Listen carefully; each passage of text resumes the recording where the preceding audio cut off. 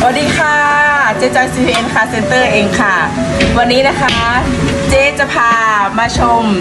เชฟประจำบ้านเลยนะคะประจำตัวเจ๊เลยค่ะสวัสดีค่ะเฮียเบิ้มสวัสดีค่ะ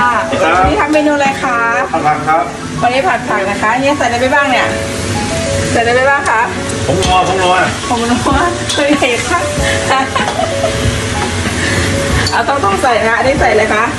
อันนี้น้ำมันหอยเพิ่มรสชาตินะคะน้ำมันหอยแล้วมีอะไรอีกคะ เนี่ย ใส่แล้วซอสใส่แล้วนะคะแล้วก็คนนะคะแล้วก็คนให้เข้ากัน ระมั่งเนี่ยกรอบนะ ได้ยังคะได้แล้วเตรียมจานได้ยังคะยังเตรียมจานเดี๋ยวได้แล้วเมนูผัดผักของเฮียนะคะฝีมือเฮียนะคะขอชิมเลยแล้วกันนะคะชิมเลยแล้วกันนะ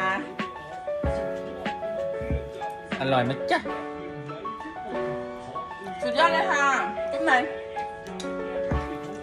ไปเจอกันคลิปหน้านะเดี๋ยวเดี๋ยวขอทานก่อนนะคะบ๊ายบาย